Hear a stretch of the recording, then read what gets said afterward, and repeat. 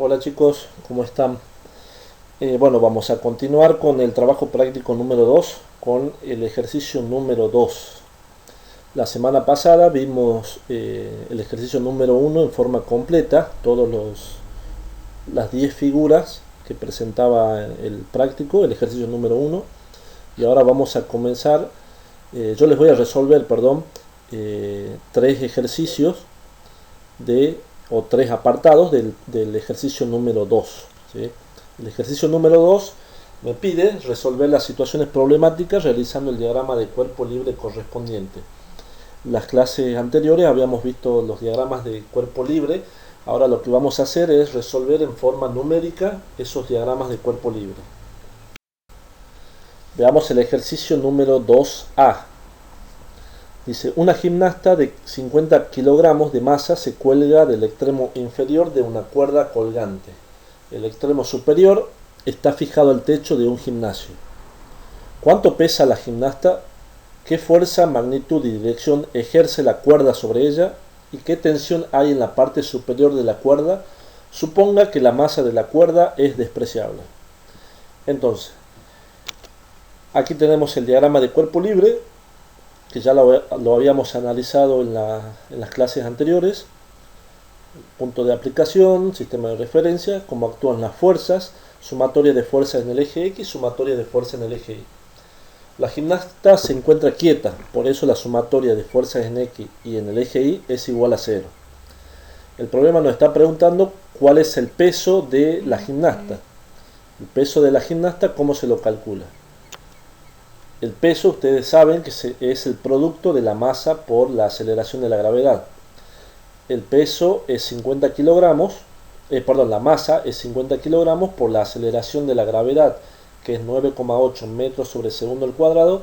Eso me da un total de 490 newton. Recuerden que la unidad kilogramos por metro sobre segundo al cuadrado es el newton.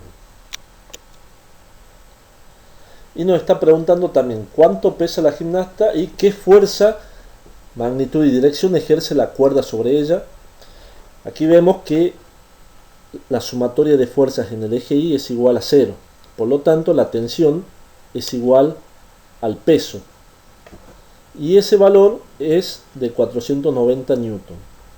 Ahora, ¿cuál es la dirección? 490 newton es la magnitud. Y la dirección es, si ustedes se fijan en el diagrama de cuerpo libre, la tensión se dirige hacia arriba. Entonces sería, la tensión tiene una magnitud de 490 newton y una dirección en Y positivo. Y después me pregunta qué tensión hay en la parte superior de la cuerda.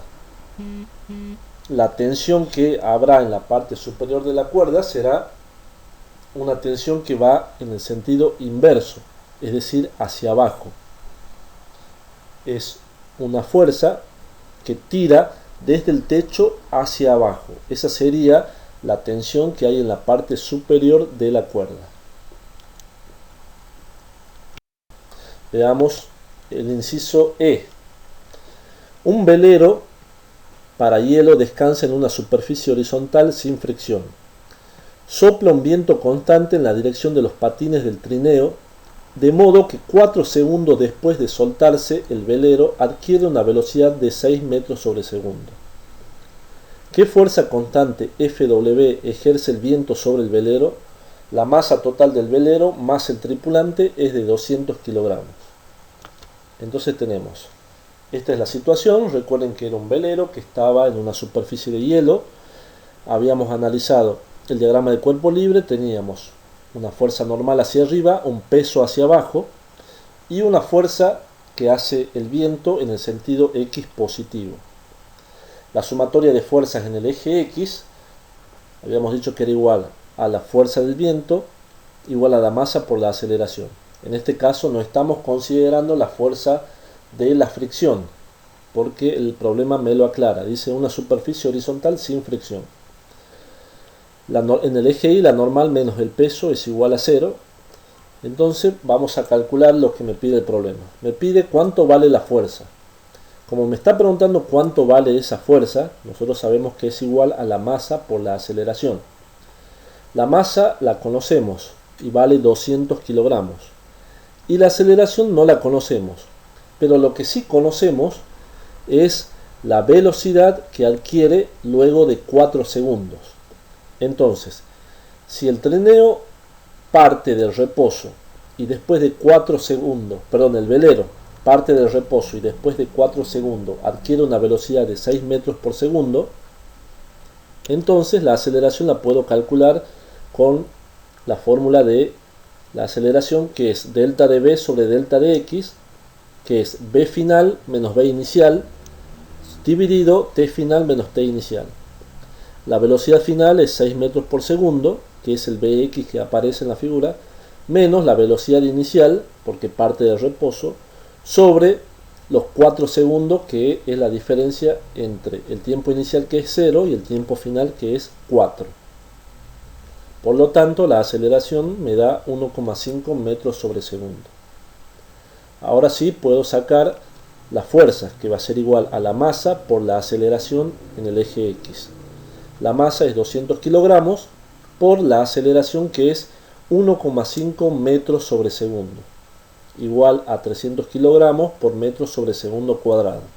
Recuerden que kilogramos por metros sobre segundo al cuadrado es la unidad de Newton. Por lo tanto, la fuerza que realiza el viento sobre el velero es 300 Newton. Ahora veamos el ejercicio F, el inciso F, que es una continuación del ejercicio E. Bien, ahora veamos el inciso F.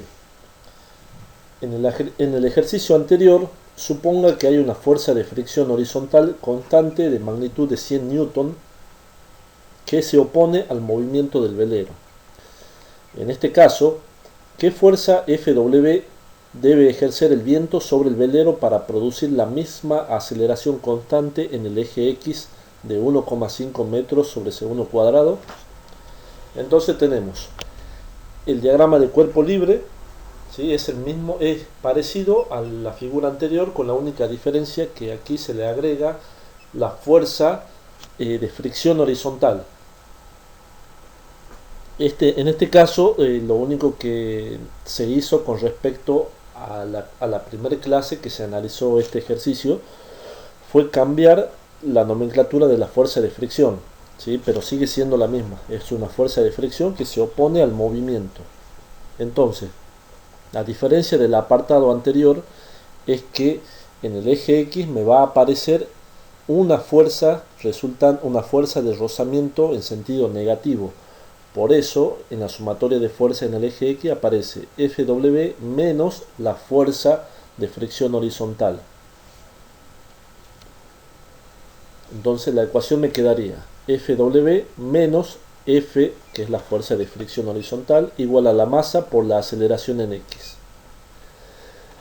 Como ya conocemos la fuerza de fricción horizontal, que tiene una magnitud de 100 Newton, conocemos la masa y conocemos también la aceleración. Por lo tanto, despejamos la fuerza Fw, que me va a quedar masa por la aceleración en X más la fuerza. Todo eso va a ser igual a los 200 kilogramos por la aceleración, que vale 1,5 metros sobre segundo, más 100 newton igual a 400 newton. Entonces, analicemos el problema este. Fíjense que en el ejercicio anterior yo tenía una fuerza Fw menor a 400 newton, ¿sí? Esa fuerza era de 300 newton. O sea que el velero, si es que no existe una fuerza de rozamiento con la superficie de hielo, el viento necesita hacer una fuerza de 300 newton. Ahora, si tengo una fuerza de fricción horizontal de 100 newton, voy a tener que hacer una fuerza, el viento va a tener que realizar una fuerza de 400 newton para poder vencer esa fuerza de fricción de 100 newton, ¿sí? Ese es el análisis que ustedes deben hacer para poder entender, ¿sí? y analizar los resultados que me da, ¿sí?